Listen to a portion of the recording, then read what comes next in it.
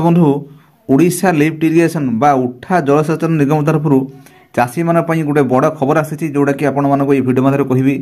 दर्शक बंधु आपण जानिथिबे ओडिशा उठा जलसेचन निगम तरफ आपण चाषी मानकर चाष को पानी मड़ाइबा उद्देश्य आपनकर पानी पंचायत गोटे गठन कराई थाए कि आपनकर कृषक मानक खेत को पानी मड़ाइबा पई एहा होची तांका तरफ कराई थाए। तो आज ये भिडियो में आपको कहबी जोटा कि या पूर्व आप देखा पानी पंचायत गुड़िक आप बहुत दिन है आउ कि पानी पंचायत आपंकर माने अचल हो पड़ी जोटा कि कम करूनी। तो यही परिप्रेक्षी में आपंकर ओडिशा सरकार तरफ आपंकर से पुनरुद्धार और जोटा आपंकर कम करूना अचल अच्छी ताको सचल करने सरकार तरफ गोटे बड़ पदक्षेप नहीं। दर्शक बंधु आसतु आपको या सरकार तरफ एक्स हैंडल गोटे ट्विट प्रकाश पाई आपको कहबी जे आप किपरि जो बर्तमान जो आपंकर अचल और सचल जो आपंकर से किपरि पुनरुद्धार करेंगे तार किपरि आपको एटे आवेदन करेंगे। तो या बदले आपको कहबी देखो ये हूँ आपंकर ओडिशा लिफ्ट इरिगेशन कॉर्पोरेशन तरफ आपंकर एक्स हैंडल ट्विट प्रकाश पाई आपको पढ़ी जो डाटा देखो ओडिशा उठा जलसेचन निगम द्वारा स्थापित अचल गोष्ठी उठा जलसेचन प्रकल्प पुरातन सचल गोष्ठी उठा जलसेचन प्रकल्प सुदृढ़ीकरण ऑनलाइन माध्यम 10/12/2024 ठारू 20/12/2024 माध्यम ऑनलाइन पत्र ग्रहण करा जोटा कि आपंकर 10 तारिख आप 20 तारिख मध्य आपंकर ऑनलाइन आपंकर जे आवेदन करेंगे जोटा कि पुनरुद्धार करने आपंकर जोटा अचल अच्छी आपंकर से आउ थे चालू करने आउ जोटा चालू से पुनरुद्धार करने आपंकर गोष्ठी मध्यम आपंकर ऑनलाइन माध्यम से सरकार को आवेदन करेंगे। तो या बदले आपंकर पत्र आपंकर अच्छी देखो नोटिस बाहर कही देखो पढ़ी दूसरी डिटेल आपको कारण आप जानते प्राय आम जो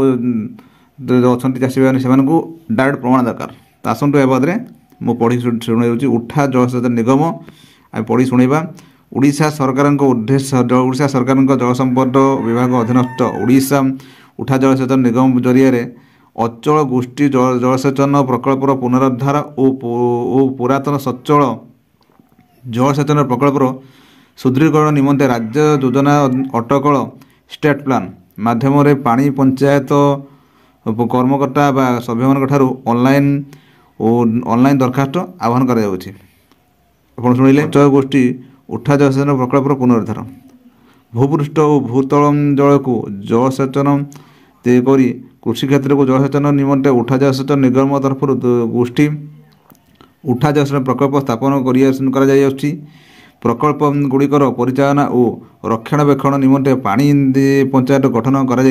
चाषी मान हस्तांतर कर जोटा कि आप पानी पंचायत कर सरकार तरफ करके गोटे गोष्ठी आप दी विभिन्न कारण जो अनेक समय प्रकल्प सब अचल हो जाए से ही सब अचल प्रकल्प गुड़ी को पानी पंचायतर आवेदन क्रमे पर्यायक्रमे आवश्यकता अनुजाई और अग्राधिकार भित्ति पुनरुद्धार करने यही योजनार मूल उद्देश्य जोटा कि आपंकर बहुत दिन है आप से सब जंत्रांश माने खराब हो गलानी कि आप चालू नहीं से पानी पंचायत जो मैंने अच्छा से आवेदन क्रमे से सरकार पुनरुद्धार करेंगे। पुरातन गोष्ठी जलसेचन प्रकल्पर सुदृढ़ीकरण दीर्घ दिन नियमित भाव में कार्यक्रम थी गोष्ठी जलसेचन प्रकल्प गुड़िकर जंत्रांश भित्तिभूमिर सुदृढ़ीकरण करने यही योजना प्रणयन कराई फल अचलावस्था आसवा पूर्व जलसेचन भित्तिभूमि को सुरक्षित रखा एवं प्रकल्प आय को वृद्धि कराई जोटा कि आपको कहीगली खराब जो जंत्रांश आउ थे परीक्षा निरीक्षा कर खराब पूर्व आउ थे जे नुआ जंत्रांश लग आगामी पानी पंचायत